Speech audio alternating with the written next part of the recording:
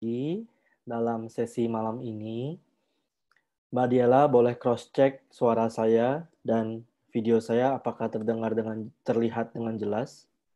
Kalau dari sini suara video jelas, Mas Yudi. Slide presentasi juga jelas. Ya, sudah jelas. Baik. Baik teman-teman, saya harap tidak ada gangguan teknis dari teman-teman. Kita akan langsung mulai karena pembahasan malam ini cukup padat ya. Kita akan meditasi dulu. Kita niatkan sesuai dengan aspirasi yang diminta oleh Mingyur Rinpoche. Kita berlatih meditasi tidak hanya buat manfaat diri saya saja, tapi juga untuk banyak orang, semua makhluk. Saya bacakan dengan ulas asih dan kebijaksanaan yang tidak terbatas. Malam ini saya akan berlatih dan berdiskusi demi kesejahteraan semua. Semoga kita semua terbebas dari kemelekatan dan kebencian, serta semoga sukacita terbit dan dunia penuh kedamaian. Dengan ulas asih dan kebijaksanaan yang tidak terbatas, malam ini saya akan berlatih meditasi demi kesejahteraan semua makhluk. Semoga kita semua terbebas dari kemelekatan dan kebencian, serta semoga sukacita terbit dan dunia penuh kedamaian. Dengan ulas asih dan kebijaksanaan yang tidak terbatas, malam ini saya akan berlatih meditasi demi kesejahteraan semua makhluk. Semoga kita semua terbebas dari kemelekatan dan kebencian, serta mempunyai sukacita dan dunia penuh kedamaian. Baik, kita akan berlatih meditasi. Anda silahkan duduk dengan postur yang baik. Yang penting, dua kunci postur meditasi adalah tulang belakangnya tegak, jangan bersandar, usahakan tulang belakang tegak, dan rilekskan pundak, rilekskan anggota tubuh Anda yang lain.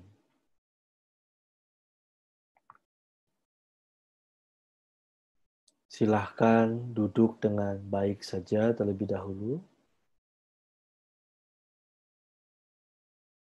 Mata silahkan bisa ditutup atau dibuka, tidak masalah.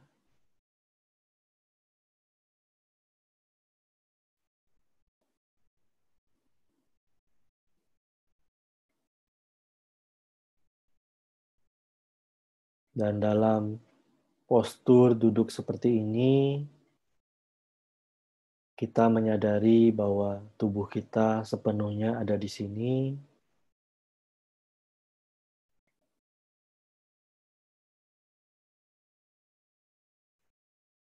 Kita menyadari tubuh kita sedang duduk.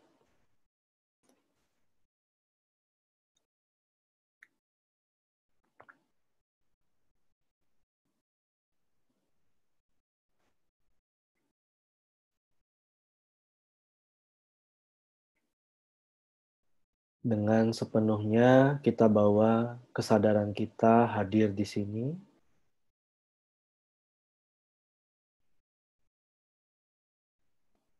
Tidak lagi kita kabur ke masa lalu atau masa depan, tapi sepenuhnya kita hadir di sini.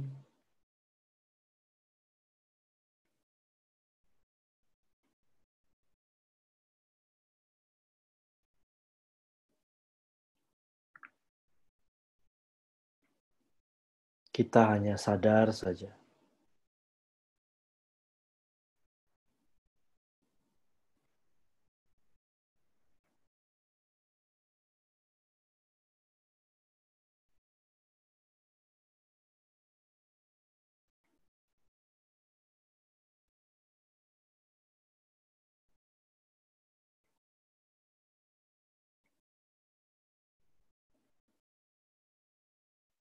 Anda tidak perlu berusaha sadar, Kesadaran sudah ada di sini, Anda hanya tinggal mengenali saja.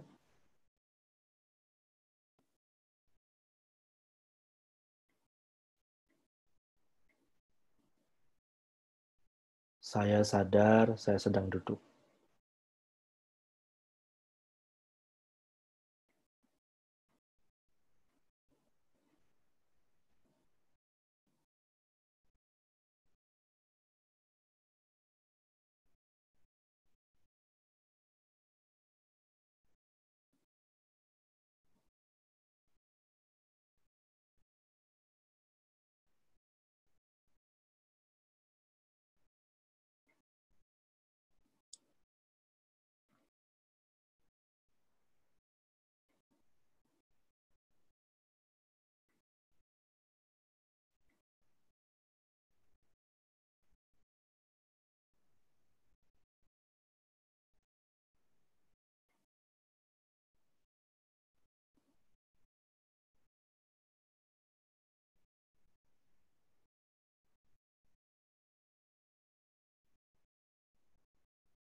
Tidak perlu melakukan apapun,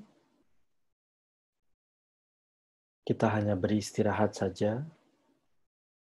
Tidak ada teknik apapun di sini, kita hanya beristirahat. Tubuh di sini, batin di sini.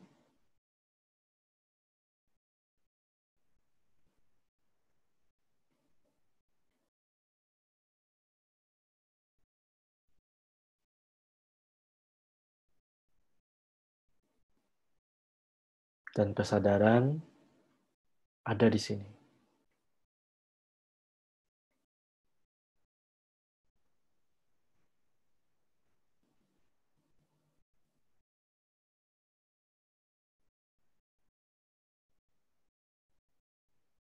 Sadar saja.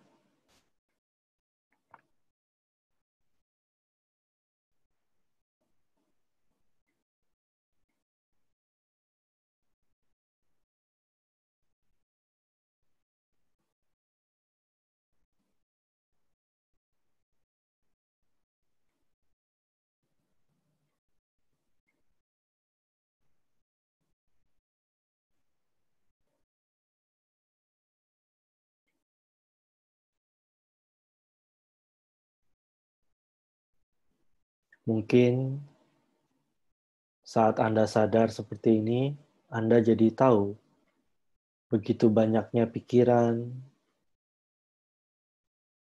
begitu banyaknya imajinasi. Biarkan saja, biarkan mereka jadi tamu dalam kesadaran kita. Tidak perlu kita usir, kita biarkan pikiran datang, pikiran pergi, kita tetap sadar saja. Tidak mencampuri pikiran.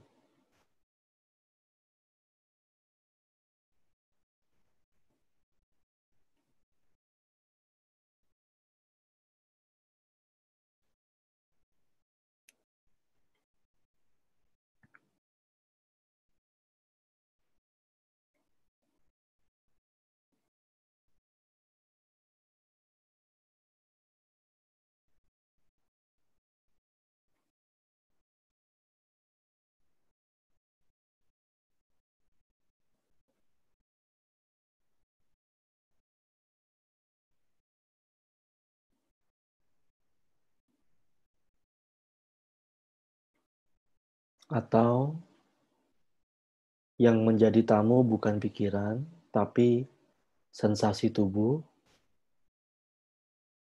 atau nafas. Biarkan nafas datang pergi, pikiran datang pergi, sensasi apapun datang pergi.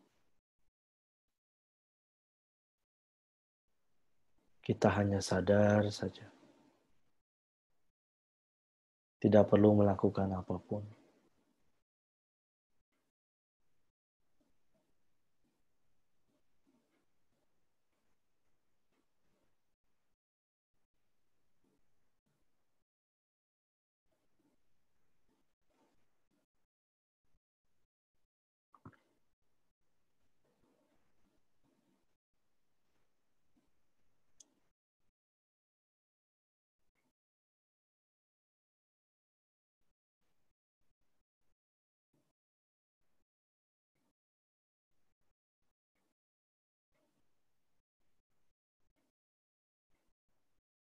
Sambut segala sesuatu dalam kesadaran Anda.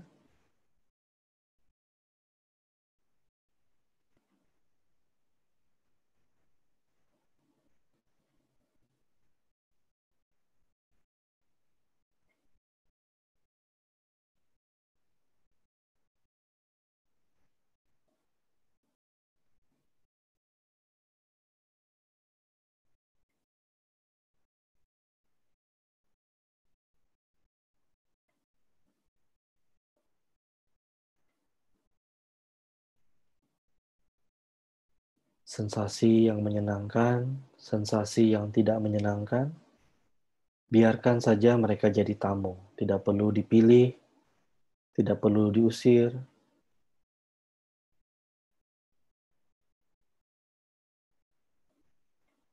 Kita sadar saja.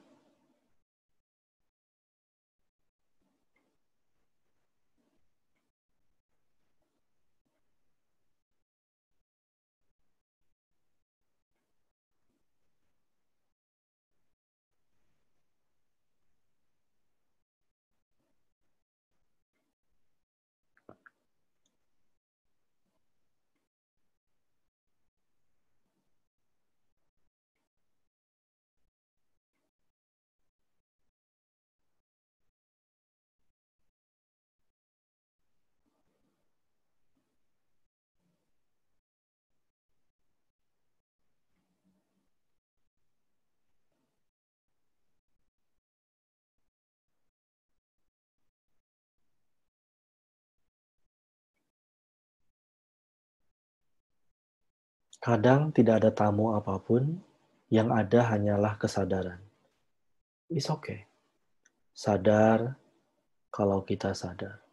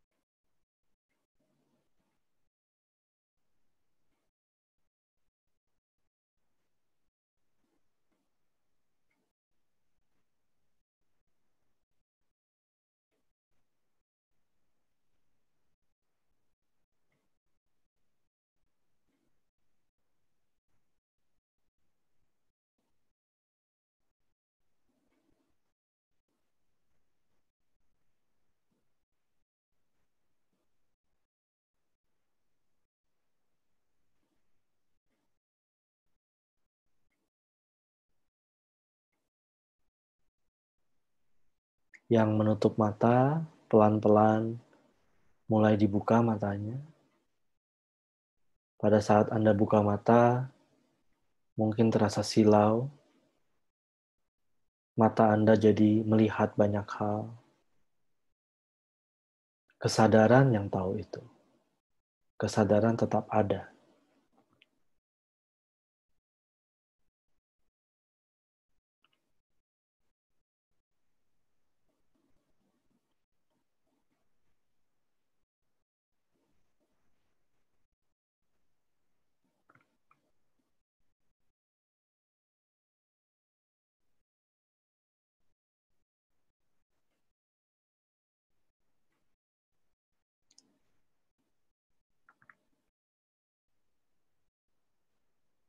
Sadar kalau saya sedang hadir di sini.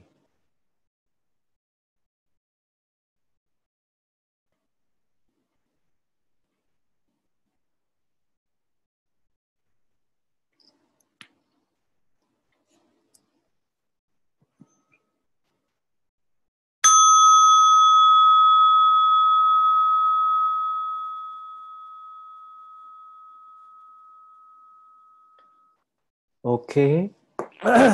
Itu tadi 15 menit latihan meditasi.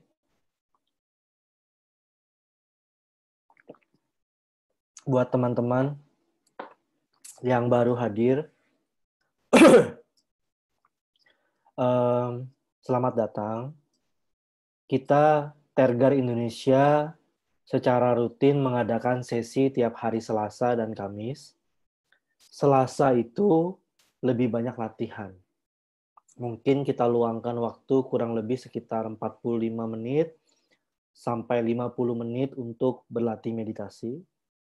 Tapi kalau Kamis, kita gunakan untuk lebih banyak membahas teori-teori terkait latihan meditasi. Karena memang pesan guru kita, Meng Rinpoche, bilang latihan praktik meditasi itu perlu seimbang dengan pembelajaran, studi. Ya. Karena kalau latihan meditasi dan studi tidak seimbang, maka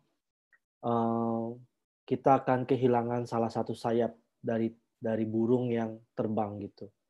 Jadi tidak balance, tidak terarah. Kadang kalau terlalu banyak teori juga terlalu dry, tidak ada perubahan hidup. Jadi teori dan latihan itu perlu bersama. Oleh karena itu Selasa lebih banyak latihan, Kamis lebih banyak studi. Ya. Jadi dalam waktu 1,5 jam hari ini, mungkin kita hanya akan meditasi sekitar 30 menit ya. 15 menit di awal, dan nanti di pertengahan, kalau otak Anda sudah mulai mengepul, kita meditasi lagi 15 menit. Gitu ya. Baik, seperti yang menjadi tema hari ini, kita akan membahas 6 alam emosi. Kenapa saya bahas topik ini? Topik ini diungkit di buku Turning Confusion into Clarity dari Meng Rinpoche. Ya, nanti Anda boleh baca di situ lebih jelasnya.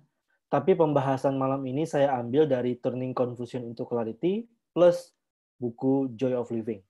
Ya, buku yang pertama dari Meng Rinpoche. Ya, oke. Saya akan bahas dari gambar atau gambar ini disebut sebagai Bhava Chakra. Kalau Anda pernah ke Tibet, ke Nepal, ke India, ke Himalayan area, atau kalau Anda pernah ke Thailand, dan mungkin Anda pernah mengunjungi beberapa kuil-kuil Buddhis, maka Anda akan sering menemukan gambar ini di bagian depan kuil atau di samping kuil begitu ya. Banyak banget yang sudah pernah lihat gambar ini mungkin dan bertanya, ini apa gerangan gambar ini? Tampak menyeramkan gitu ya. Dan jujur saja, gambar ini menjadi peta yang menunjukkan permasalahan dalam hidup kita dan sekaligus menunjukkan solusinya. Jadi gambar ini merupakan satu cerita yang komplit. Dan gambar ini juga menunjukkan perjalanan meditasi kita. Ya, nanti di bagian akhir saya akan coba membuat gambar ini relevan bagaimana kita akan menceritakan dan mengaplikasikan gambar ini dalam latihan meditasi kita dalam Joy of Living 1-3 gitu ya. Baik, ini kenapa ada coretan-coretannya? Bentar. Ini seperti Mbak Diela kah yang mencoret? Boleh tolong dilihat. Siapa Bukan. ya? Itu yang bisa hanya co-host atau host. Oh gitu ya. Aneh ini. Baik. No matter then. Ya, nggak apa-apa.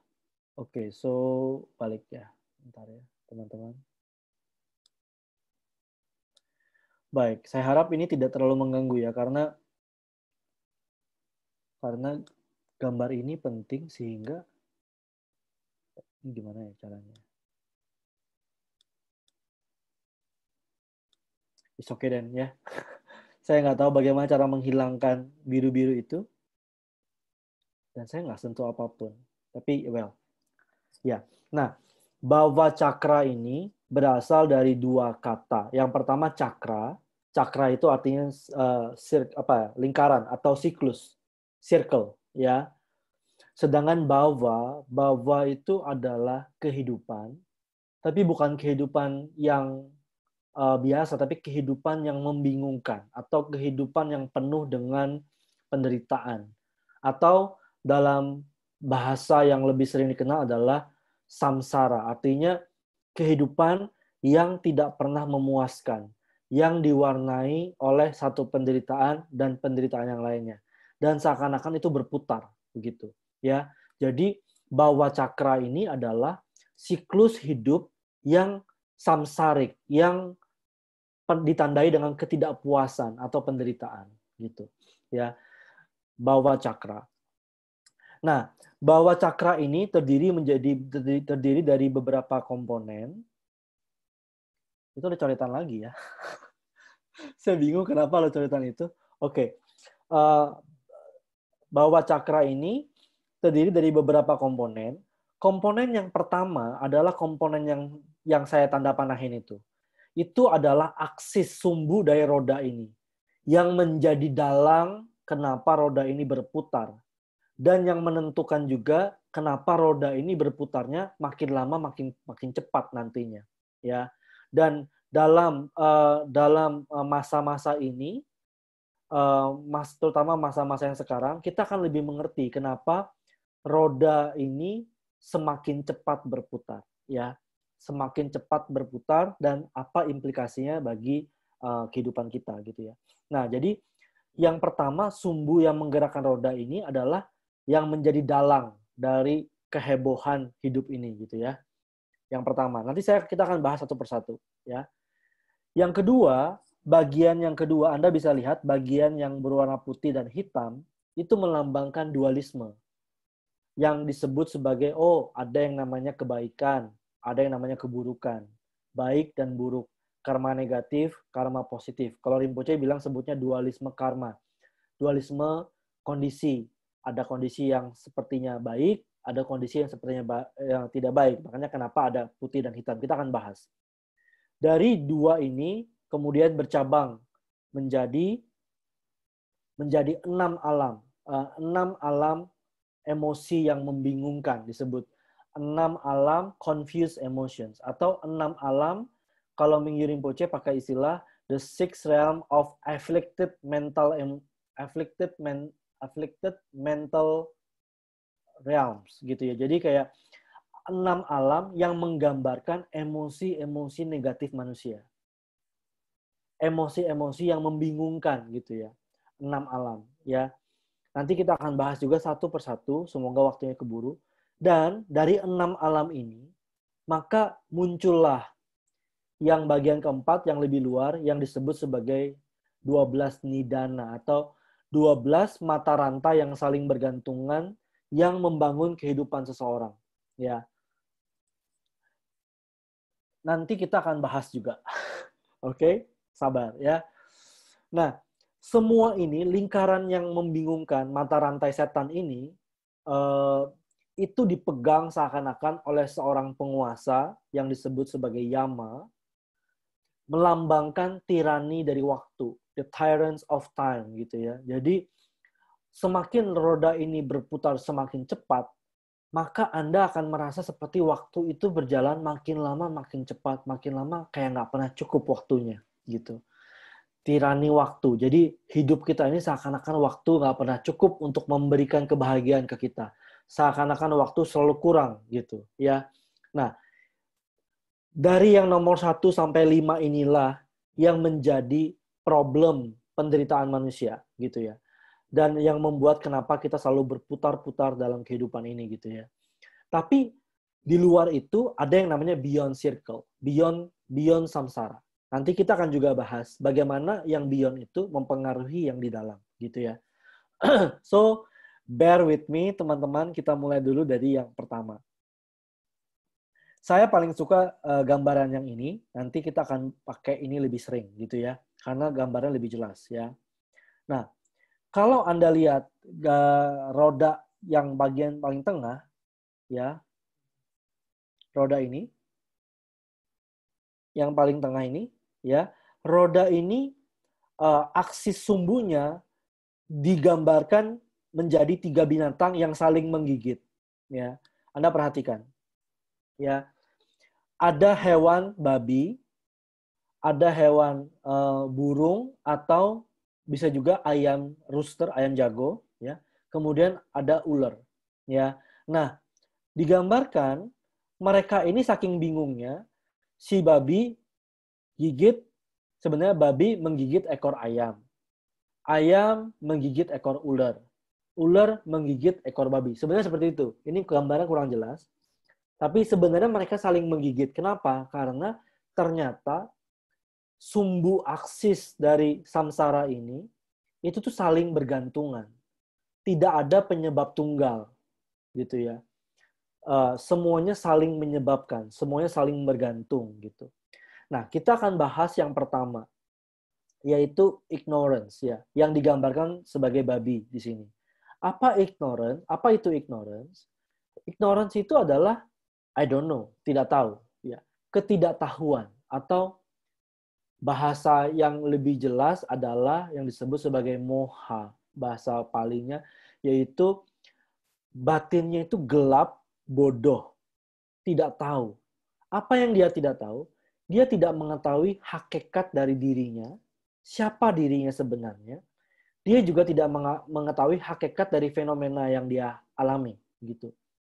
Karena dia tidak mengetahui siapa dirinya, maka lahirlah semua ini, gitu. Ya. Nah, ini digambarkan dari pertanyaan yang ditanyakan oleh Mingyur Rinpoche di buku Joy of Living, ya. Apakah Anda bisa menjawab siapakah diri Anda, gitu. Kalau kita ke pesta, kita ketemu sama orang, kita tanya, siapa kamu? Maka kita memperkenalkan diri kita. Yang kita perkenalkan bukan diri kita yang sejati. Yang kita perkenalkan adalah label-label yang kita gunakan. Contohnya, oh nama saya Yudi. Itu kan label. Apakah saya yang sejati adalah nama saya? Bukan. Oh, pekerjaan saya adalah dokter. Itu label juga. Oh, kemudian saya adalah siapa? Suaminya siapa? Gitu ya. Kemudian saya adalah apa? Oh, ini sekarang jadi pemandu meditasi. Jadi, kalau kita memperkenalkan diri kita kepada orang, yang kita perkenalkan itu adalah label-label kita gitu. Dan kalau nanti Anda terus belajar meditasi, maka Anda tahu bahwa label-label yang Anda pakai sebagai diri Anda itu sebenarnya bukan diri Anda yang sebenarnya. Gitu. Bukanlah hakikat sejati dari diri Anda. Gitu ya. Anda akan mengetahui lebih jelas soal ini nanti pada saat Anda ikut workshop Joy Living level 3.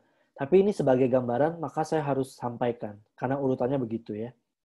Jadi, kebanyakan dari kita tidak mengetahui hakikat dari diri kita. Karena kita tidak mengetahui hakikat dari diri kita, maka Rinpoche bilang, ignorance atau kegelapan batin adalah ketidakmampuan yang mendasar untuk mengenali siapa diri kita yang sebenarnya. Ya. Yang kita tahu, kita adalah label-label. Begitu label-label itu hilang, kita stres, kita bingung gitu ya. Dan seakan-akan label-label itu nggak pernah cukup untuk memuaskan siapa diri saya gitu ya. Kegagalan untuk mengenali kualitas sejati dari batin kita gitu ya, kata Mingyur Rinpoche. Dan akibat dari ignorance ini ada ada dua dari Mingyur Rinpoche.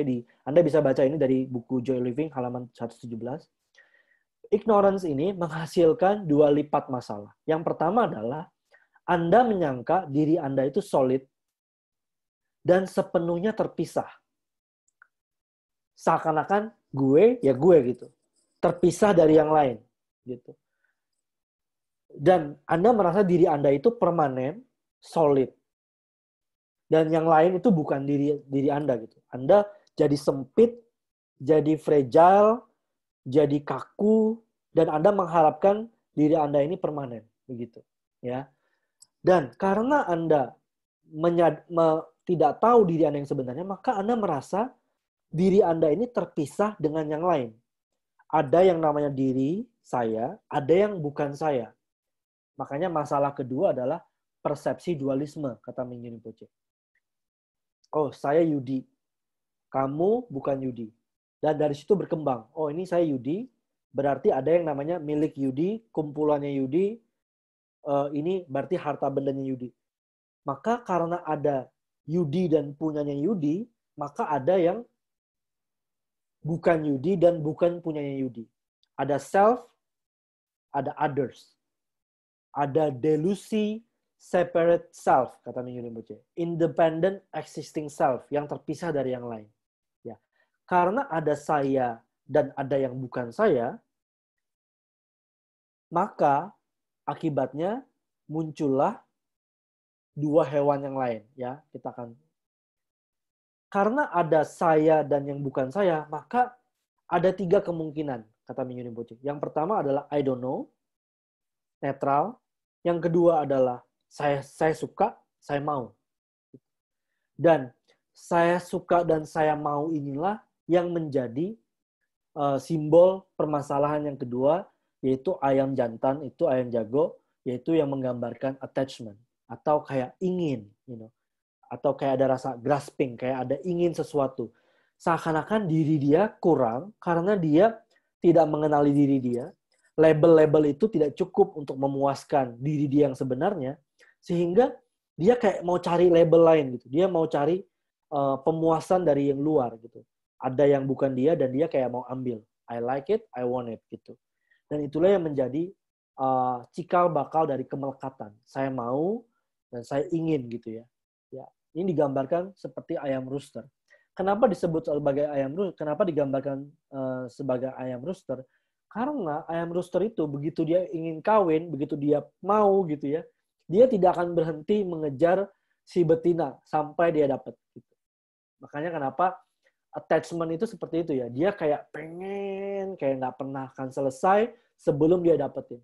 Tapi begitu dia dapetin, kayaknya masih kurang. Dia masih pengen lagi. Ya. Makanya kenapa Mingyu Rinpoche bilang attachment ini punya 3 masalah. Ini juga sama dari buku Joy of Living, page 121. Attachment menghasilkan 3 masalah. Yang pertama adalah mengandalkan objek indrawi sebagai sumber kebahagiaan. Karena dia tidak mengenali hakikat sejati dari diri dia, makanya dia mengandalkan objek indera, objek dari penglihatan, objek dari suara, objek dari sentuhan, objek dari pikiran, objek dari penciuman, objek dari pengecap, makan, minum, ingin ini, ingin itu, beli ini, beli itu ya. Dia mengandalkan objek itu sebagai sumber kebahagiaan palsu. Kenapa? Karena begitu itu didapat, maka yang didapat sebenarnya hanyalah kepuasan sesaat dan bukan kebahagiaan yang sejati. Gitu. Makanya Rinpoche bilang, seberapapun yang didapat, masalah yang kedua adalah, begitu dia mendapatkan objek indrawi itu, dia pikir akan bahagia. Tapi seberapapun yang didapat, dia tidak pernah puas. Makanya attachment itu selalu berkembang, dan selalu berkembang. Dan masalah yang ketiga dari attachment adalah, setiap kemelekatan akan menghasilkan ketakutan dengan kekuatan yang sama. Contohnya, saya ingin handphone baru, contohnya gitu. Begitu saya dapatkan handphone itu, karena ada ilusi yang ingin permanen tadi, maka dia juga ingin agar handphone ini permanen gitu. Tapi hidup selalu berubah. Karena hidup selalu berubah, makanya saat dia memiliki sesuatu, dia dibarengi dengan ketakutan. Takut jika miliknya hilang. Takut jika miliknya itu sudah tidak lagi membawa kebahagiaan. Takut jika ada orang lain yang mengambil miliknya. Sehingga semakin besar kemelekatan Anda akan sesuatu, semakin besar pula lah ketakutannya. Ya, inilah masalah dari kemelekatan. Makanya kenapa ayam rooster ini menghasilkan yang disebut sebagai aversion atau aggression atau ketakutan dan kebencian yang digambarkan sebagai ular kobra. Ya, kalau tadi I like, maka ini adalah I don't like. Ya, karena I don't like maka saya benci atau saya takut. Ya, ini semua adalah akibat dari ketidaktahuan akan hakikat diri sehingga menganggap diri ini terpisah dengan yang lain, sehingga ada dualisme, ada saya dan ada yang bukan saya, ada subjek, ada objek. Begitu ada subjek dan objek, maka ada saya suka, saya tidak suka, atau netral, saya tidak tahu. Gitu ya. Tapi saya tidak tahu di sini masih dalam kebodohan, karena dia tidak mengenali hakikatnya. Gitu ya. Sehingga karena kita ini ada saya suka dan saya tidak suka, inilah yang membuat kita berputar. I like, I don't like. Kehidupan kita dipenuhi dengan pengejaran yang dalam ilusi. Saya seakan-akan apapun yang saya kejar akan bikin saya bahagia, ternyata tidak memuaskan. Begitu. Demikian pula hidup kita juga sibuk untuk menghindari sesuatu, mempertahankan diri dari perubahan, dan lain-lain. Coba kita lihat hidup kita, coba kita lihat juga hidup dalam dunia saat ini. Semua orang berlomba-lomba mencari kebahagiaan. Tapi sebenarnya yang mereka dapat bukanlah kebahagiaan. Yang mereka dapatkan cuma kesibukan. Kesibukan untuk like and kesibukan untuk don't like. Kesibukan untuk mengejar dan kesibukan untuk menghindar. Seperti itu. Semua mereka sibuk dan mereka beranggapan bahwa itulah mengejar kebahagiaan. Gitu. Ya.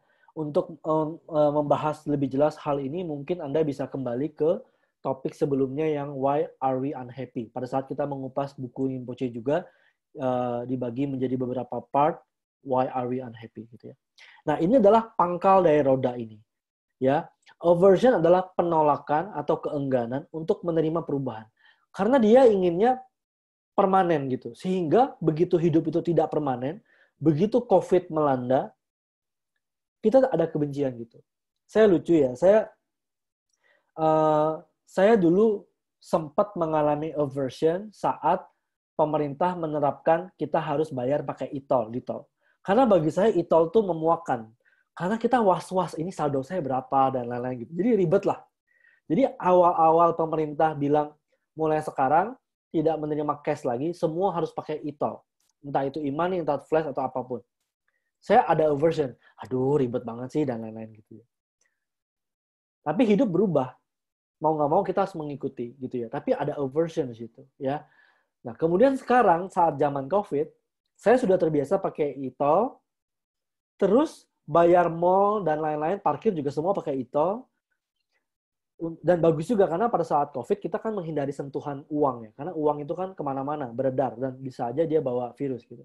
Sehingga saya mengharapkan di setiap parkir saya hanya pakai e-tol gitu. Tapi suatu saat ada satu mall yang bilang, oh maaf Pak, kami nggak bisa pakai e-tol gitu ya. Saya langsung ada aversion. Kok bisa sih nggak ada e-tol zaman sekarang gitu ya. Jadi dan hidup kita tuh makanya kenapa disebut confused life. Kita itu kayak circle aja gitu. Dari saya suka, saya tidak suka.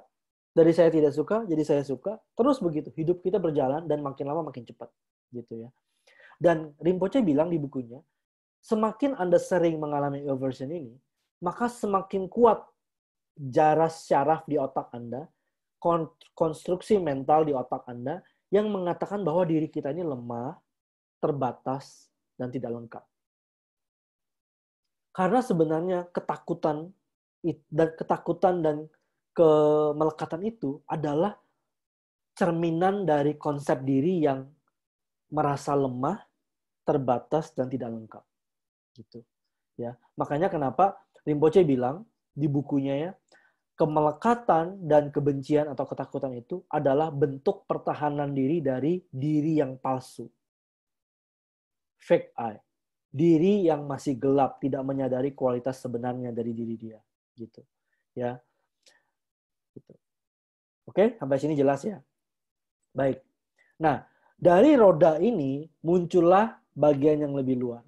Karena kita berputar dari saya suka dan saya tidak suka, maka kita mulai mendefinisikan mana yang baik buat saya, artinya yang membuat saya lebih merasa senang. Saya nggak bilang happiness ya. Mana yang membuat saya lebih merasa senang, mana yang membuat saya lebih merasa menderita. Gitu. Dari situlah kita merumuskan mana yang baik, mana yang buruk, mana yang hitam, mana yang putih. Itu semua adalah hasil dari konsep kita akan, kalau saya suka sesuatu, maka saya lakukan sesuatu untuk mencapai itu. Dan itu kita anggap tindakan yang baik. Jika saya tidak suka sesuatu, maka saya juga akan menghindari atau tidak mau melakukan hal-hal yang membuat saya menderita. Ya.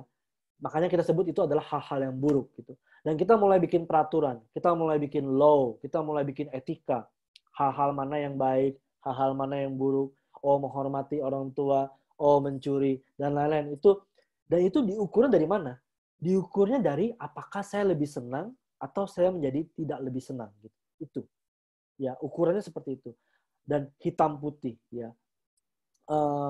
Mulai ada tindakan yang kita sebut sebagai bajik, ada tindakan yang kita sebut sebagai tidak bajik. Gitu. Kenapa mencuri kita sebut tidak bajik? Kenapa? Karena mencuri itu merugikan orang lain. Dan kita tahu bahwa orang lain itu kalau dirugikan, dia tidak akan senang. Siapa sih yang senang kalau dicuri? Seperti itu kan. Makanya kita bilang itu tidak bajik. Contohnya kalau kita memberikan pemberian kepada orang lain, itu kita sebut sebagai tindakan bajik. Kenapa? Karena pada saat orang itu menerima pemberian kita, orang itu akan happy. Dan kita juga merasakan yang sama pada saat kita memberikan pemberian, kita merasa happy, merasa senang. Ya. Dan kita sebut itu adalah tindakan yang bajik gitu. Dari sinilah kita mulai menggolongkan hidup ini menjadi hitam putih begitu. Ya. Diukur dari saya senang, saya suka, atau saya tidak senang, saya tidak suka. Dari situ, ya. Rinpoche bilang ini disebut sebagai dualisme karma, ya. Kalau Anda baca bukunya, ya. Nah, dari dua hitam putih dualisme ini lahirlah 6 alam emosi ini. Ya, 6 alam emosi ini kita akan bahas nanti satu-satu, tapi tolong diperhatikan. Ya, bahwa 6 alam emosi ini Bingyu Rinpoche bilang 6 alam emosi ini bukan lokasi yang ada di luar sana. Ya. 6 alam emosi ini merupakan proyeksi dari bentukan dari batin Anda sendiri. Makanya disebut sebagai 6 alam emosi. Dia menggambarkan emosi yang kita sedang derita. Gitu. Dan gurunya Bingyu Rinpoche, Salje Rinpoche bilang, 6 alam ini adalah manifestasi dari batin kita. Tidak ada neraka di luar sana, quote and quote. Ya. Nah, ini adalah pemahaman dari filosofi Buddhis, ya, filosofi meditasi. Dan mungkin kalau Anda memiliki keyakinan yang berbeda, maka Anda tidak perlu jadi bingung atau kontradiksi, nggak masalah. Ya, anggap saja jika Anda saat ini adalah non-Buddhis, Anda benar-benar percaya ada neraka di luar sana, ada surga di luar sana, maka it's okay. Ya, pakai teori hari ini untuk menjelaskan saja emosi yang muncul dalam diri Anda. Bahwa dalam diri kita sebagai manusia, kita dalam setiap hari kita bisa mengalami surga dan neraka di dalam kehidupan kita sebagai manusia. Seperti itu. Ya. Jadi Anda nggak perlu bingung dan Anda nggak perlu merasa kontradiksi. Terima saja yang mana bagi Anda itu berguna. Gitu ya. Ini adalah penjelasan awal dari guru kita. Ya.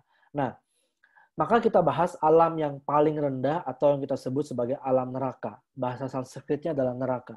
Ya. Alam ini itu ditandai dengan penderitaannya paling jelas deh pokoknya. Jadi kalau Anda bilang penderitaannya paling jelas itu adalah alam neraka. Dipenuhi dengan kemarahan dan kebencian, agresi. Ya, makanya kenapa gambarannya itu seperti orang terbakar api atau orang yang terperangkap dalam es. Jadi menggigil atau kepanasan gitu ya. Jadi ada neraka dingin dan neraka panas. Dia menggambarkan tentang kalau kita lagi marah, lagi penuh dengan api kemarahan, itu maka kita sudah nggak bisa lagi bedain. Kita udah hilang akal. Yang ada hanyalah api kemarahan itu gitu ya. Dan penuh dengan agresi, penuh keinginan membalas dendam, ingin membalas, ingin nyaut balik gitu. Dan dalam teori 6 alam emosi ini, maka kalau kita tanya penderitaan mana yang paling nyata, penderitaan alam neraka gitu. Dalam kehidupan kita sebagai manusia saat ini, apakah kita pernah mengalami neraka ini dalam satu hari? Iya, saat Anda lagi marah-marahnya gitu. Saat Anda lagi sebel-sebelnya, saat Anda udah hilang akal, udah nggak bisa pikir lagi, Anda pokoknya ingin menumpahkan semuanya gitu. Itulah neraka. Gitu. Itu alam yang paling rendah, neraka. Ya. Oke? Alam yang kedua adalah yang disebut sebagai hungry ghost atau alam preta. Ya. Alam preta ini ditandai dengan makhluk yang menderita karena rasa lapar dan haus yang tak pernah terpuaskan. Dia melambangkan emosi nafsu yang nggak pernah puas. Kenapa tidak pernah puas? Maka dalam alam preta ini ada 3 gambaran. Yang pertama seperti ini. Perhatiin baik-baik ya. Dia itu digambarkan seperti perutnya itu buncit sekali. Ini saya dulu pernah lukis seperti ini, ya. Perutnya itu buncit sekali. Seakan-akan dia sudah penuh sebenarnya, tapi dahaganya itu tidak pernah puas. Jadi dia selalu kayak orang busung lapar, tahu ya? Orang busung lapar itu kan Seperti itu gambaran. Jadi perutnya itu buncit seakan-akan sudah penuh, tapi sebenarnya dia merasa tidak pernah puas gitu. Kita bisa lihat banyak dari kita yang sudah punya apapun, tapi selalu ada rasa ingin lebih, seakan-akan tidak pernah puas. Itulah alam preta. Itu gambaran pertama. Gambaran kedua adalah dia ini seperti mulutnya itu seperti ujung jarum. Dan lehernya itu panjang sekali. Jadi seakan-akan seperti apa? Makanan itu di depan mata. Minuman itu di depan mata. Tapi tidak bisa dinikmati. Gitu. Tidak bisa ditelan. Jadi kenikmatan tersedia, harta melimpah, properti banyak, istri cantik, anak baik, semuanya baik. Makanan, minuman tersedia, tapi dia tidak bisa menikmati. Entah karena satu hal dan lain hal. Jadi dia kayak, gue udah punya, saya pernah ketemu sama, ya saya sebut sebagai mungkin pasien ya. Dia sudah punya segala sesuatu. Tapi dia bilang seperti ini, saya merasa saya sudah punya segala sesuatu di umur sekarang, tapi saya tidak bisa menikmati, gitu ya. Ya, seperti itu. Hungry ghost ya. Ada rasa hunger yang nggak pernah terpuaskan. Yang ketiga adalah dia bisa makan, dia bisa minum. Tapi begitu dia makan dan minum, rasanya makanan itu berubah. Jadi nanah atau jadi makanan yang busuk sekali gitu. Jadi ini adalah orang yang bisa makan, bisa minum. Tapi dalam perspektif batin dia itu, dia ini tidak enak. Ini tidak membahagiakan saya. Ini tidak pernah memuaskan. Makanya ada orang yang sudah punya kekayaan sebagaimanapun juga, dia tetap merasa kekayaan itu kayak masih kurang dan orang semua salah. Kenapa tidak pernah memuaskan dia? Jadi Anda mungkin pernah ketemu orang-orang seperti ini dan ini bukan hanya tentang orang lain, ini tentang diri kita. Ya, kita juga pernah mengalami hal-hal seperti ini. Saat kita contohnya saat saya lagi nonton drama Korea, sudah oke, nonton episode ketiga, udahlah nonton hari ini 3 episode aja. Begitu selesai episode ketiga, kayak ingin lagi. Akhirnya episode 4. Ingin lagi episode 5. Jadi nggak habis-habis. Gitu. Dan nggak pernah puas. Oke, seperti itu contohnya ya. Nah, yang ketiga adalah, ini naik terus ya, adalah alam hewan atau Tiriagioni. Ini adalah melambangkan insting primitif kita, yaitu apa? Tanpa ada emosi apapun, kita bertahan hidup, kita pengen ada makan, kita pengen tidur, kita pengen ada seks, naluri yang paling primitif, ya. Coba lihat pada orang yang, mohon maaf ya, lagi makan. Wah, beringas. Mereka udah lupa apapun. Mereka yang ada hanyalah yang penting makan, yang penting tidur, yang penting, mohon maaf, berhubungan seksual gitu. Jadi dia sudah bodoh, dia udah nggak bisa berpikir logis lagi. Ada joke terkenal ya dari Jongsar Khyentse Rinpoche. Dia bilang gini, entah profesor yang sangat jaim, entah berandal yang sangat tidak jaim, begitu mereka berhubungan seks, mereka sudah lupa semuanya. Kasarnya begitu. Artinya apa? Begitu kita sudah masuk dalam insting paling primitif ini, maka kita hanya ada bertahan hidup. Kita hanya ada fight or flight, stress response, ya. Ditandai dengan ignorance. Kenapa? Karena kita sudah tidak bisa berpikir lagi. Yang ada hanyalah harus makan, harus tidur, harus berhubungan seksual. Ya, kurang lebih seperti binatang. Binatang kan, well, ini menggampangkan ya, ini simbologis saja. Kan kalau kita lihat hewan ya, mereka tidak peduli urusan-urusan yang lain. Yang mereka peduli hanyalah, yang penting gue hari ini makan, yang penting hari ini gue tidur, yang penting gue hari ini berhubungan seksual. Kurang lebih seperti itu. Ya, ini adalah naluri yang paling primitif dari kita. Nah, alam yang keempat adalah alam manusia, tapi ini saya skip dulu, kita akan kembali ke situ. Naik satu alam lagi, yaitu alam demigod atau titan atau Ashura. Ya, alam ini itu ditandai dengan orang yang sudah punya kekuatan yang hebat, penuh dengan kekuasaan, tapi hidupnya itu selalu bertengkar. Hidupnya selalu kayak iri sama orang. Hidupnya itu kayak menantang orang terus yang lebih tinggi dari dia. Ya, Anda bisa lihat mungkin ini banyak orang-orang yang sudah punya kekuasaan, sudah punya jabatan, tapi perang terus gitu ya. Kerjaannya mungkin berdebat terus setiap hari gitu ya. Atau bisnis yang selalu saling berperang gitu hanya karena dia penuh kecemburuan, jealous. Dia sudah punya kekuatan, dia sudah punya kekuasaan, tapi dia jealous. Dan jealousnya ini diwujudkan dengan tindakan-tindakan yang menyerang, agresif, ingin merebut, gitu ya, ingin merebut kekuasaan orang lain, ingin merebut bisnis orang lain, ingin merebut jabatan orang lain, ingin merebut hajat hidup orang lain, kurang lebih gitu. Jadi dia sudah punya rasa, dia udah punya kekuatan, tapi dia ingin lebih, ingin menyamai orang itu, gitu. Ingin menyamai orang itu, dilihatnya ke atas gitu. Ini adalah alam demigod. Dan kita juga pernah mengalami ini gitu. Saat kita iri sama orang yang dipromosiin, tapi kenapa nggak kita? Saat ada orang lain yang dipuji, kita cemburu, kenapa bukan saya yang dipuji? Saat orang lain dikasih kerjaan, kenapa bukan saya yang dikasih kerjaan? Saat orang lain lebih sukses, kenapa bukan gue yang sukses gitu. So, kita juga mengalami ini gitu. Dan alam yang terakhir adalah alam yang paling halus. Yang kita sebut sebagai alam deva atau alam God's realm, alam surga disebutnya.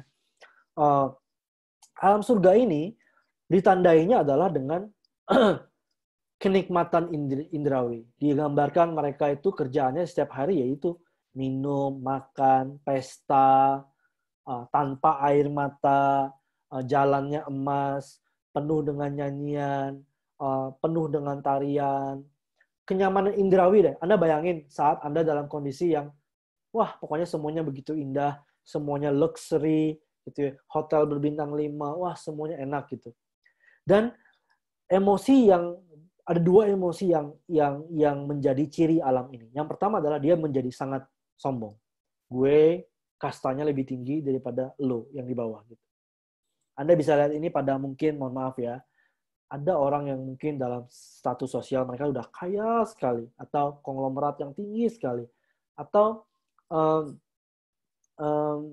jabatannya tinggi sekali, tapi ada kesombongan gitu, kayak gue, lu di bawah gue, gitu, kurang lebih. Jadi dia kayak ada kasta, dia menganggap diri dia lebih tinggi dibandingkan yang lain, gitu. Itu emosi yang pertama. Emosi yang kedua adalah dia mabuk dengan kenyamanan, ya, mabuk dengan kegembiraan, mabuk dengan kesenangan, ya. Nah, ini yang mungkin banyak orang bingung gitu ya. Bukannya alam surga itu berarti bahagia ya. Gitu. Dalam pengertian filosofi meditasi, maka alam surga ini kebahagiaannya adalah kebahagiaan yang semu. Gitu. Kenapa? Karena kebahagiaannya itu kebahagiaan indrawi, ya, kebahagiaan yang sifatnya objek eksternal, gitu. Sehingga dan kita tahu bahwa dalam pengertian teori ini, bahwa semuanya itu pasti akan berputar. Anda di atas mungkin sekarang, Anda di alam dewa, nanti bulan depan Anda bisa saja turun jomplang ke alam neraka. Gitu. Bahkan dalam satu hari, kita mengalami 6 alam ini terus-menerus berputar gitu. Ya. Nah, banyak yang menyangka bahwa kebahagiaan itu adalah kesenangan. Gitu. Sebenarnya bukan. Gitu. Kesenangan itu memabukkan kita. Membuat kita tidak bisa berpikir jernih lagi gitu, karena senang gitu. Yang penting gue mau hura-hura sekarang, gue maunya happy, gue maunya having fun, gue maunya enjoy the life gitu ya. Anda bisa lihat kurang lebih kesenangan yang seperti itu ya. Apakah itu kebahagiaan sejati? Bukan ya. Nah, kalau orang itu ada di alam dewa atau dalam kondisi yang senang sekali hidupnya gitu ya, sangat positif, sangat senang gitu ya, maka sangat sulit membuat mereka merenungkan hakikat dari diri mereka yang sejati. Karena mereka merasa sudah senang gitu. Tapi mereka tidak tahu bahwa di tengah kesenangan mereka itu mereka merasa hampa sebenarnya. Gitu ya. Tapi kalau kita suruh mereka meditasi, mereka boro-boro. Ngapain meditasi? Yang penting gue happy-happy sekarang. Jadi sulit untuk membujuk orang-orang dalam alam ini yang lagi happy-happy ini untuk merenung. Sulit. Demikian pula, kalau kita, demikian pula, kalau kita minta orang alam neraka ini belajar meditasi, tidak mungkin mereka juga sanggup gitu. Kenapa? Karena mereka begitu menderita, boro-boro latihan meditasi. Hidup aja sudah sulit. Yang penting gue hari ini harus makan, yang penting gue hari ini harus balas dendam, yang penting gue hari ini harus, bertahan hidup. Kurang lebih gitu. Ya, jadi sulit gitu. Dan saya jujur aja hari-hari ini banyak bertemu dengan mereka yang sedang mengalami emosi alam neraka ini karena COVID. Saya punya kenalan-kenalan baik di tempat lahir saya di Kalimantan gitu ya. Ada beberapa orang teman yang kena COVID gitu ya. Mereka sangat menderita, harta mereka habis, usaha mereka jujur aja ya bangkrut lah, sulit gitu ya. Dan mereka sedih, mereka sampai nangis, mereka sampai marah, dan ada yang dalam masa COVID ini keluarganya nipu dia lagi bahkan. Jadi dia penuh kemarahan. Jadi pada saat dia dirawat di rumah sakit, dia benar-benar isinya itu adalah bitter dengan kehidupan ini gitu. Dan pada saat saya teleponan sama dia, saya dengerin. Terus di akhir saya bilang, mau nggak? Yuk belajar meditasi yuk, yang simple-simple aja, sebentar-sebentar aja. Gitu. Dia udah tahu soal meditasi, tapi jarang latihan gitu. Dan dia bilang gini, nggak bisa lah, gue nggak bisa meditasi. Sekarang gue lagi membara seperti ini gitu. Jadi kondisinya itu tidak kondusif untuk pelatihan diri, untuk mengenal diri sendiri gitu. Yang ini tidak kondusif, yang alam neraka tidak kondusif, yang alam deva ini tidak kondusif karena terlalu happy, boro-boro mikirin meditasi, boro-boro mencari kebahagiaan sejati gitu. Dia sudah mabuk dengan kesenangannya. Maka yang paling ideal adalah alam yang tengah, yaitu alam manusia. Kenapa di alam manusia? Karena di alam manusia itu, ciri emosi yang paling terlihat adalah dia itu self-cherishing, ego. Dia sibuk membangun persona, ya. Dia sibuk membangun jati diri, itu alam manusia. Sehingga dalam alam manusia itu terlihat perjuangan untuk membangun jati diri. Itulah penderitaan alam manusia. Makanya kenapa ada kekhawatiran, ada ketidaksabaran, ada perjuangan, toils and labors, berjuang, bekerja keras. Untuk apa sih? Untuk membangun jati diri dia gitu. Ya. Tapi kita tahu bahwa jati diri yang dia bangun itu adalah jati diri label-label itu, bukan diri yang sejati gitu. Nah, tapi di alam manusia ini yang kita sebut sebagai alam yang lebih balance. Kenapa? Di alam manusia, kita itu mencicipi kesenangan dan juga mencicipi penderitaan. Kita tahu rasanya happy, kita tahu rasanya menderita. Sehingga kita bisa merenungkan dua arah yang berlawanan. Sehingga kita bisa melihat, pada saat gue nggak bahagia, oh ya, hidup itu nggak bahagia ya. Pada saat kita senang-senang, hura-hura, kalau manusianya udah lebih jeli, maka dia bisa melihat bahwa ternyata ini tidak memuaskan saya ya. Sehingga dia memungkinkan untuk mencari lebih jauh.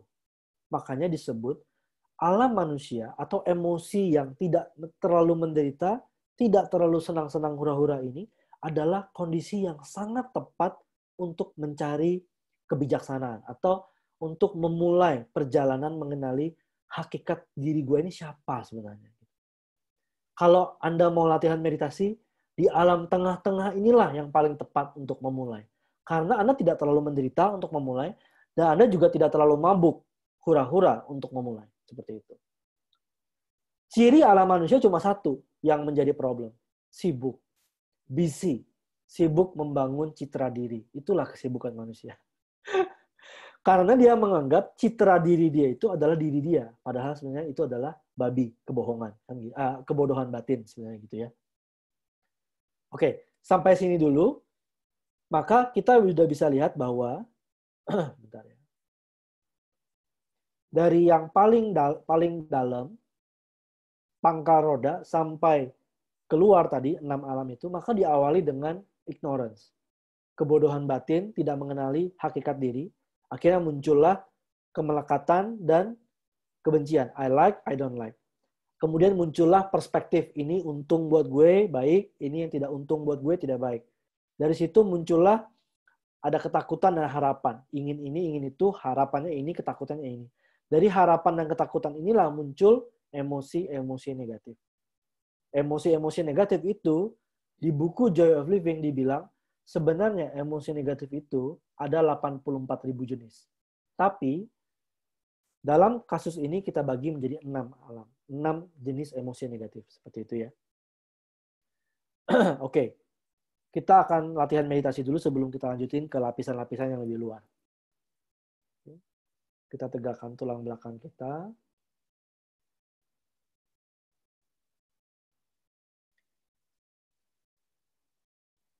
Kita rilekskan tubuh. Mungkin Anda boleh ambil nafas 3 kali lewat hidung, keluarkan via mulut, tetap sadar. Lepaskan.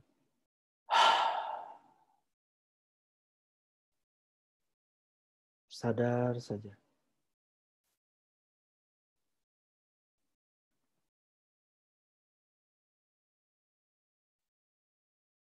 Sekali lagi, dengan sadar, mengambil nafas.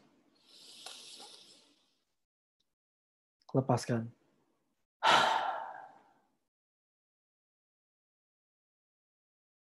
Sadar saja.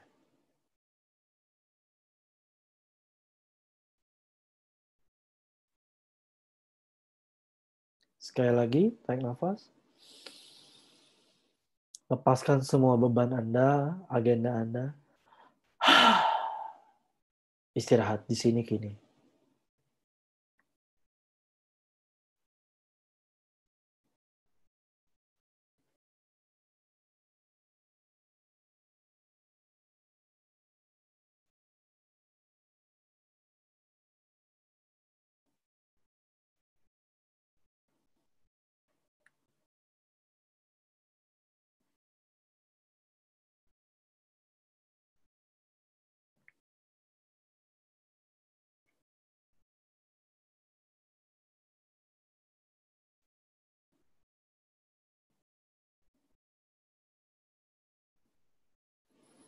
Sekarang kita bawa kesadaran kita menyadari nafas masuk dan nafas keluar.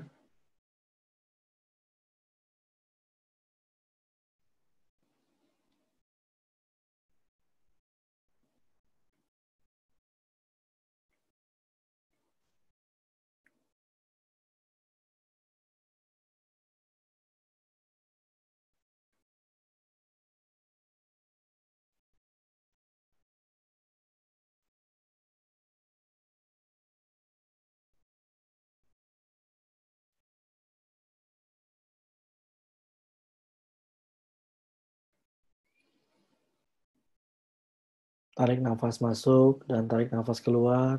Hembuskan nafas keluar dengan sadar.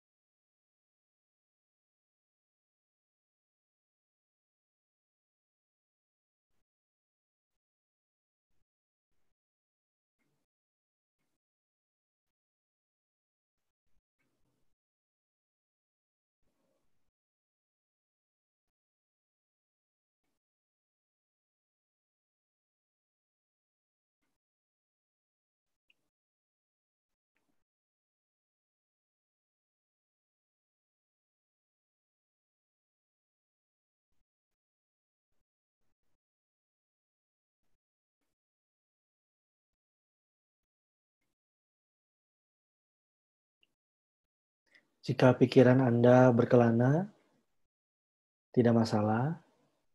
Bawa kembali kesadaran Anda menyadari nafas.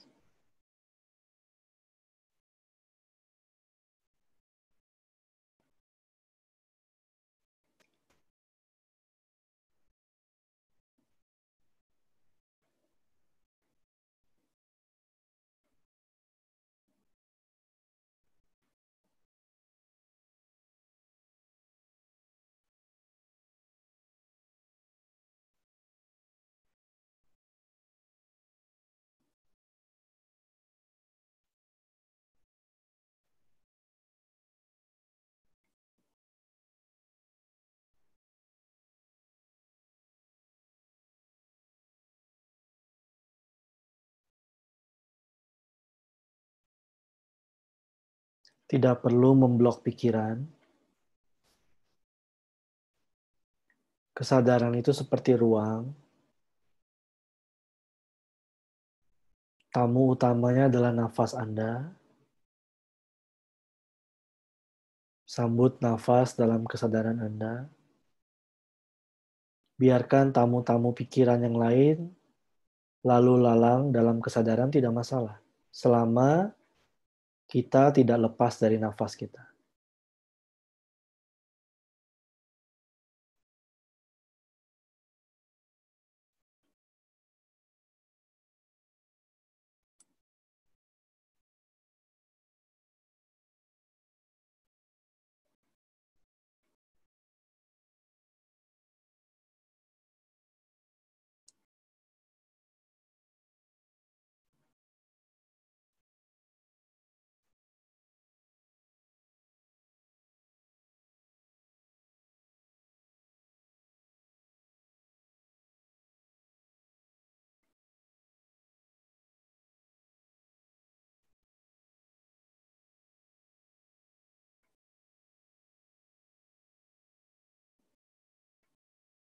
Yang penting ada kesadaran.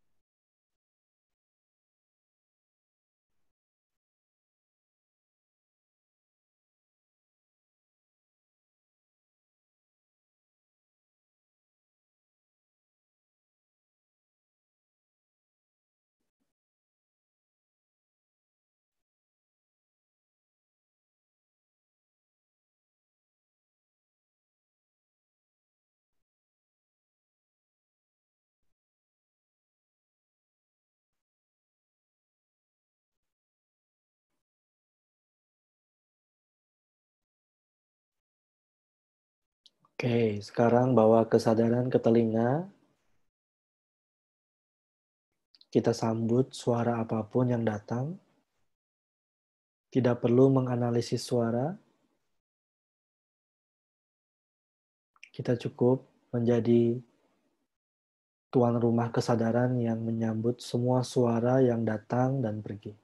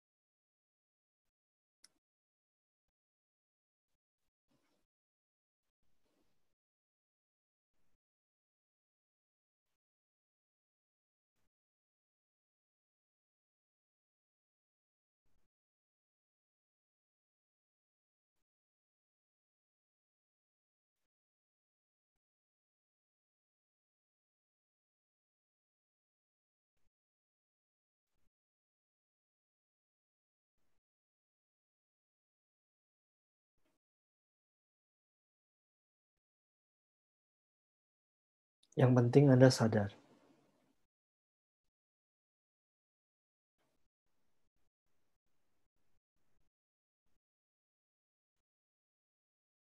Oke, pelan-pelan buka mata. Tetap sadar.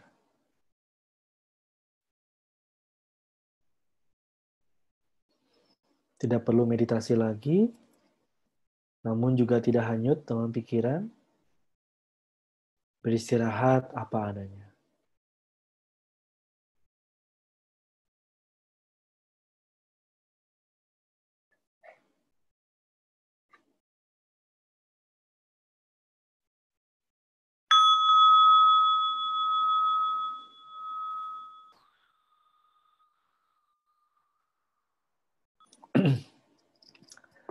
Nah, teman-teman, kita lanjutkan ya.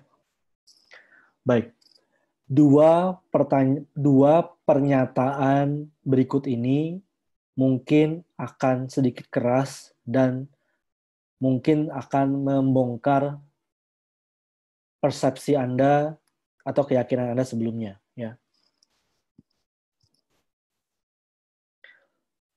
Jadi Anda perhatikan. Bentar, saya tunjukin gambar tadi ya. 6 alam ini, mana sih? 6 alam ini, ya kita kan baru sampai sini ya. 6 alam ini, dari surga sampai neraka, dari yang penderitaannya paling terasa, sampai yang penderitaannya sangat halus karena berupa kesenangan, dan in between, ya, maka 6 alam ini semuanya adalah penderitaan. Kenapa? Kenapa kita bilang begitu? Karena meskipun seberapa senangnya pun orang di alam surga, tetap dia memiliki ilusi, gitu. Dan dia tetap ada rasa ingin, dan sebenarnya ada rasa masih ada attachment, masih ada aversions, gitu ya. Ya kan? Apalagi di alam neraka udah jelas, kita nggak usah bilang. Maka sebenarnya surga dan neraka dalam pengertian ini masih adalah penderitaan, gitu. Ya, makanya ada sebuah statement dalam filosofi meditasi. Jadi dalam filosofi meditasi Buddhis terutama ya, itu ada 4 segel, ada 4 seal, 4 seals of meditations. Yang pertama adalah all compounded phenomena itu impermanent. Tapi saya nggak usah jelasin. Nah, yang saya mau jelasin adalah yang kedua. Salah satu segel dari latihan meditasi adalah ini, bahwa semua emosi itu adalah penderitaan. Saya waktu dapat penjelasan ini ya, saya bingung. Hah? Ini kok kayaknya sangat pesimis ya. Maksudnya emosi positif pun adalah penderitaan. Emosi negatif penderitaan jelas. Tapi emosi senang-senang, hura-hura, apakah itu penderitaan? Tapi dalam pengertian meditasi, secara ini, yes, semuanya adalah penderitaan. Ada 2 alasan. Kenapa alasan pertama itu adalah penderitaan? Karena semua emosi ini akan terus berputar, semuanya tidak kekal, semuanya impermanen. Maka alam neraka jelas dia sedang menderita. Tapi di alam surga, dia melekat dengan kesenangannya, sehingga dia tidak mau turun. Orang yang sudah di atas, begitu dia harus turun, pasti dia akan ada perlawanan. Begitu dia sudah senang, maka ada perubahan, dia tidak mau. Seperti itu. Dan dalam keseharian, kita mengalami 6 alam ini silih berganti. Ya. Makanya kenapa disebut sebagai 6 alam ini, meskipun ada kesenangan di sini, itu semua adalah penderitaan. Ya. Dan ini adalah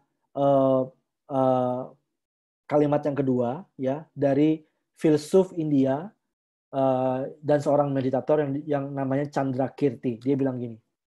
Sorry. Oh, nanti aja deh, itu nanti aja.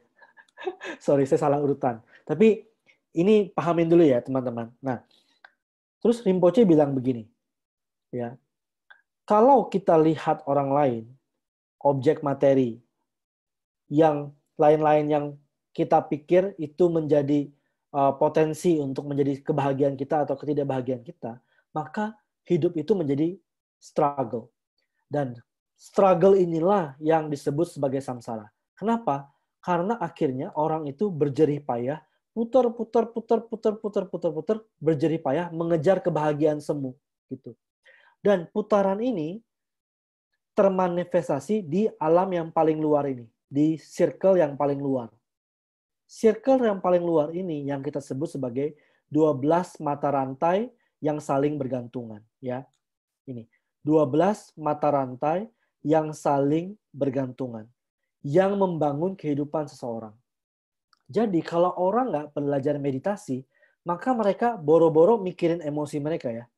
Mereka saja sibuk sudah di sini nih. Masuk mencari nafkah, membuat sesuatu, berhubungan seksual, ini, itu, persepsi, reaksi, kontak, persepsi, reaksi, kontak, persepsi, reaksi, kontak. Saya nggak ada waktu untuk menjelaskan 12 mata rantai ini satu persatu. Mungkin kita akan sambung minggu depan. Tapi 12 mata rantai itu adalah ini. Ya. Intinya adalah dia itu seperti sesuatu yang membuat tikus ini terus berputar. Terus berputar dan makin lama makin cepat. Kenapa demikian? Karena kalau 12 ini disingkat, maka singkatannya adalah 3 ini. Kontak, persepsi, reaksi. Ya. Kontak, persepsi, reaksi. Kontak, oh ya, ada objek ini. Persepsinya, saya suka, saya tidak suka, menguntungkan saya atau tidak menguntungkan saya, dan kita kemudian bereaksi. Dan hidup kita selalu dibangun berdasarkan 3 ini. Kontak, persepsi, reaksi.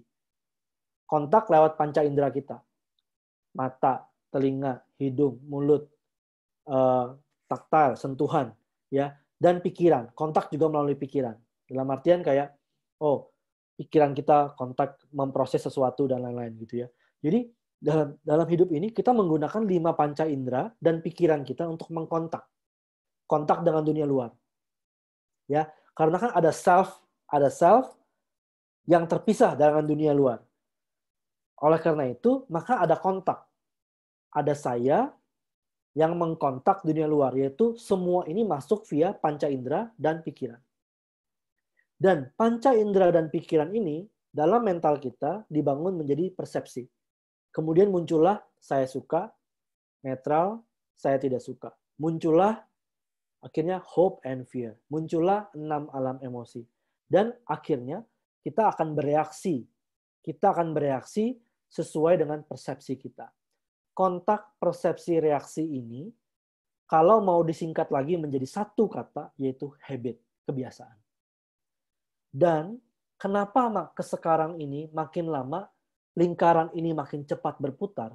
Karena kontak kita semakin cepat juga. Kita sekarang semakin cepat, internet semakin cepat. Orang kalau mau kontak kita cepat banget, lewat WhatsApp langsung dapat berita, langsung ada kontak, langsung ada persepsi, langsung ada reaksi. Kita semakin sibuk lagi. Makin lama kontak, persepsi, reaksi ini membangun sebuah kebiasaan, dan kebiasaan inilah yang dilahirkan. Kebiasaan inilah yang membentuk hidup kita seperti apa. Kenapa kita punya personality ini? Kenapa kita punya sifat seperti ini? Hobi seperti ini? Kebiasaan seperti ini? Kemampuan seperti ini? Keahlian seperti ini? Itu semua adalah kontak, persepsi, reaksi. Ya. Dan makin lama dunia menjadi semakin sibuk, roda ini semakin cepat berputar. Dan oleh karena itu, tirani waktu dari si Yama tadi semakin kuat mencengkeram. Dulu orang 24 jam cukup. Sekarang 24 jam tidak pernah cukup. Kenapa? Ada tirani waktu. Kenapa? Kontaknya makin banyak, makin cepat, persepsi makin cepat terbentuk, reaksi makin reaktif. Oleh karena itu, untuk solusi bebas dari penderitaan ini, kita nggak usah ngomongin soal ini dulu deh.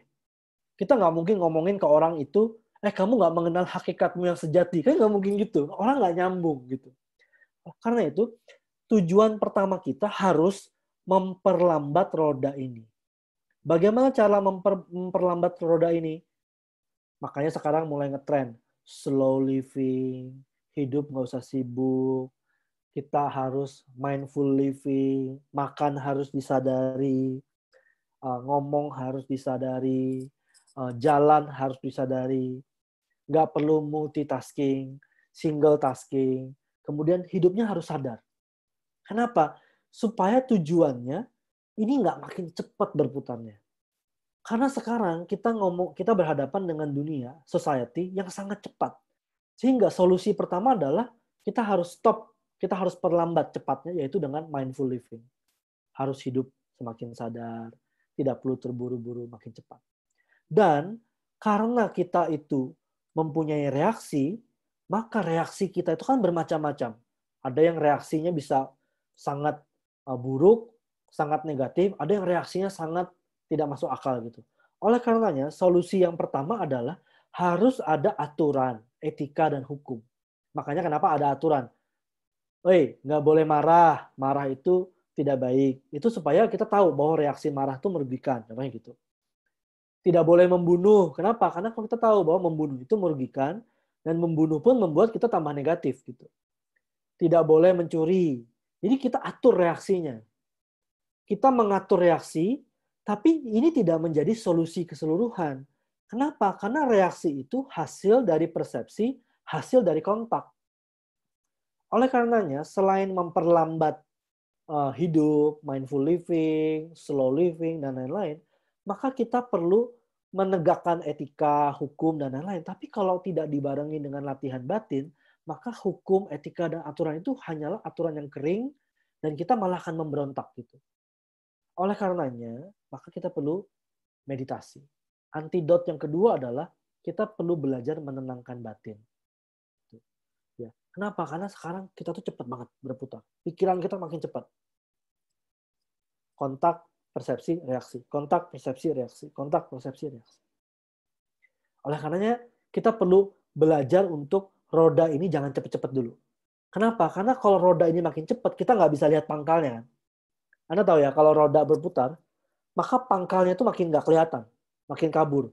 Tapi rodanya makin lambat, makin lambat, makin lambat, barulah kelihatan, oh ini toh pangkal masalahnya, sumbu rodanya tuh ini toh gitu. Ya, kita perlu belajar meditasi samatha. Nah, di Tergar kita ngajarin ini di Jol 1, menyadari nafas, menyadari suara, menyadari kontak, oh kontak suara, oh ada suara, menyadari ada pikiran, menyadari ada suara, ada nafas. Itu adalah meditasi samatha, menenangkan batin. Rinpoche bilang, jika Anda benar-benar ingin menemukan kedamaian dan kepuasan sejati yang selamanya, Anda perlu belajar mengistirahatkan batin Anda. Karena hanya dengan mengistirahatkan batin, kualitas sejati batin kita akan terkuak. Rinpoche bilang begitu, ya. Kita endapkan kotorannya, didiamin saja gitu. Kita meditasi samatha yang tadi kita lakukan, ya. Cara yang paling mudah menjenihkan air adalah dibiarin aja, nanti lumpurnya mengendap, begitu. Ya. Nah, tapi nggak selesai di situ. Kenapa? Karena kalau lingkaran roda ini makin lambat, terus apa? Tetap masih ada kebodohan batin, tetap masih ada kemelekatan, tetap masih ada penderitaan, tetap masih ada emosi-emosi negatif, meskipun lebih lambat berputarnya. Oleh karena itu, kita perlu antidot yang ketiga, kita perlu melonggarkan konsep diri yang terpisah. Selama ini gue duluan, lu nanti. Yang penting gue untung, lu rugi nggak apa-apa kan gitu ya. Nah, kita mulai terapkan meditasi cinta kasih ulas asih. Kita ajarin ini di Jol 2 Rinpoche. Kita mulai melihat bahwa diri kita dan orang lain sebenarnya nggak berbeda loh. Kalau orang lain menderita, orang lain tidak mau menderita, kita juga nggak mau menderita. Diri kita tidak mau menderita, orang lain juga nggak mau menderita. Oleh karena itu, ada cinta kasih, ada empati, ada ulas asih. Itu kita latih dengan meditasi cinta kasih. Itu antidot yang ketiga. Nah, antidot yang keempat, barulah kita melihat sumbunya. Ya, melihat kebodohan batin kita dan menerapkan meditasi untuk mencabut kebodohan batin itu. Itu kita akan latih di Jol 3 dan Path of Liberations. Ya, jadi kurikulumnya itu bertahap memang. Kita lambatin dulu siklusnya, kemudian kita pelan-pelan mulai bisa melihat sumbu rodanya, pelan-pelan kita mulai longgarkan kebodohan batinnya, dan pelan-pelan kita meditasi untuk melihat hakikat sejati atau kebijaksanaan. Seperti itu. Ya. Nah, makanya tujuan dari meditasi bukanlah ingin mencapai surga atau mencari kesenangan, bliss dan lain-lain, bukan. Bahkan Candrakirti bilang gini, ini bentar ya, sorry teman-teman. Ini salah nih saya kata-katanya, saya edit dulu ya. Foolish person. Dan kata-kata ini mungkin keras buat beberapa teman-teman, dan ini bukan tentang surga, neraka, agama orang lain ya. Ini tentang pembelajaran tentang emosi negatif kita. Candrakirti bilang gini, orang bodoh, orang yang gelap batinnya, ngelakuin hal yang baik, dan pergi ke alam surga. Maksudnya mereka senang-senang. Orang yang bodoh juga ngelakuin hal-hal yang buruk, tentu saja mendapatkan alam neraka. Emosi negatifnya kuat sekali. Tapi hanya orang yang bijak yang melampaui baik dan buruk, dan bebas dari kebodohan. Nah, makanya kenapa Chandrakirti bilang di sini, perhatikan teman-teman, perhatiin gambar yang ini gimana ya. Sorry. Anda perhatiin gambar yang kiri ya. Kita tidak mengincar kesenangan. Kita tidak mengincar surga. Tentu saja kita tidak mengincar neraka atau penderitaan. Tentu saja. Tapi kita tahu seberapapun senangnya kita, kalau kita masih dalam roda ini, kebodohan batin, kemelekatan, dan kebencian, maka kita masih terperangkap dalam tirani samsara ini. Gitu. Ya. Nah, oleh karena itu, goalnya adalah bukan surga atau neraka, bukan senang atau menderita, tapi goalnya adalah bebas dari ilusi senang atau penderitaan ini, gitu ya. Nah, pembebasan itu ditunjukkan oleh, kalau Anda lihat gambar yang kiri, itu ada sosok Buddha di sebelah atas kanan yang menunjuk ke bulan. Itu adalah sosok guru yang nunjukin jalan. Dia menunjukkan ke bulan, dan di situ ada roda dharma, roda ajaran meditasi. Maksudnya ada yang ngomong ke kalian, "Oi, kalian itu dibohongi sama ilusi kalian sendiri. Ayo keluar." Nah, kurang lebih gitulah. Gambaran dari guru kita seperti itu. Dia kasih kita petunjuk bahwa ini kamu jadi korban dari ilusi kamu sendiri, gitu. Ya. Dan guru hanya bisa nunjukin jalan. Makanya tangannya menunjuk itu, kita sendiri yang harus memproses ini, gitu. Ya. Dan gambar Buddha di atas itu juga menggambarkan kesadaran. Kenapa? Karena kesadaran kita melampaui 6 alam ini. Melampaui tirani waktu ini. Kenapa? Karena kesadaranlah yang tahu ada emosi. Kesadaranlah yang tahu ada tindakan. Kesadaranlah yang tahu ada kontak. Kesadaranlah yang tahu ada reaksi.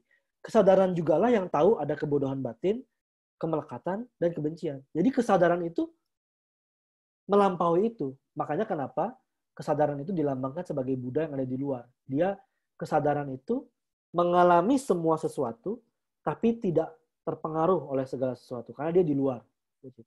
Dan kalau Anda lihat di gambar yang kanan, maka Anda bisa lihat, di setiap alam itu ada sosok Buddhanya. Maksudnya apa? Maksudnya, dalam fase hidup kalian manapun saja, maka guru mungkin saja muncul. Itu yang pertama. Yang kedua adalah, dalam emosi apapun yang kalian alami, maka di situ ada kesadaran. Karena kesadaran itu ada di setiap alam. Dia bukan hanya ada di luar, tapi kesadaran itu juga ada di dalam. Ya, kesadaran itu ada di alam surga, kesadaran itu ada di alam neraka, kesadaran itu ada di alam hungry ghost, kesadaran itu ada di mana-mana. Jadi begitu ada emosi negatif, di situ ada kesadaran. Kita perlu mengenal kesadaran kita. Itulah makna dari gambar ini, teman-teman. Ya, Rinpoche bilang, maka kalau di situ sudah ada kesadaran, maka samsara dan nirwana hanyalah beda sudut pandang. Nirwana itu tidak berbeda dengan samsara. Bedanya adalah, apakah nirwana itu tidak mengalami lagi? Nirwana mengalami semuanya, tapi sudah ada kesadaran. Sudut pandangnya sudah berubah, sudah tidak ada lagi kebodohan batin. Tetap masih bekerja, tetap masih beraktivitas, tetap ada kontak, tetap ada persepsi, tetap ada reaksi, tapi tidak lagi di bawah kebodohan batin. Gitu. Ya, itu kata Mingyur Rinpoche. Demikian pembahasan hari ini. Kalau Anda mau support kita, program ini gratis. Anda silakan seperti biasa. Nanti diumumkan oleh host kita. Kalau Anda mau support dana kita untuk terus melanjutkan program langganan Zoom ini, karena kita harus langganan untuk membiayai peserta yang bisa kapasitas seperti ini. Kalau Anda mau support, silakan support kita dengan petunjuk support ini. Ya. Demikian. Nah, buat pertanyaan, kita akan jawab di minggu depan.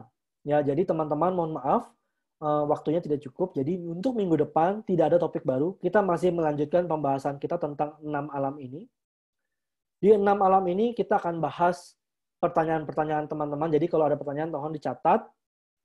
Semoga kita bisa jawab dengan lebih jelas di minggu depan, teman-teman. Jadi minggu depan Kamis tidak ada topik baru. Kita akan menjawab pertanyaan demi pertanyaan yang terkait topik hari ini. Ya, seperti itu. Kita akan akhiri dengan dedikasi.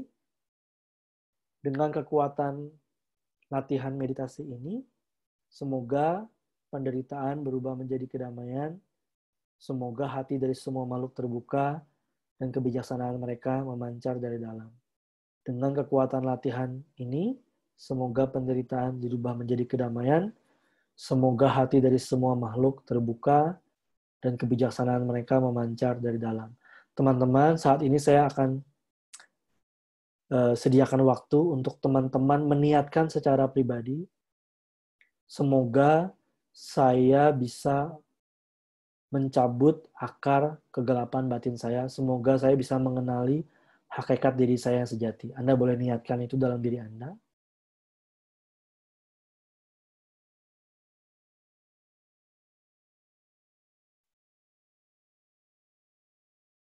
Niatkan juga semoga suatu saat saya bisa merealisasi kebebasan, pembebasan sempurna, dan dapat menolong orang-orang lain yang masih dalam kebingungan. Niatkan itu juga dalam diri Anda. Dan kita dedikasikan latihan kita malam ini buat semua orang yang menderita, baik yang sedang mengalami 6 alam manapun, yang tidak bisa meditasi, semoga mereka semua mendapat manfaatnya.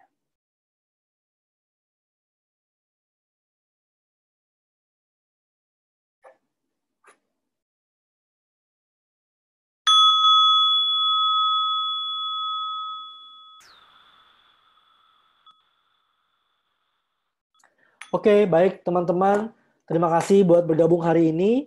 Pertanyaan jangan lupa kita akan jawab minggu depan. Jadi minggu depan tidak ada topik baru, kita akan fokus ke pertanyaan.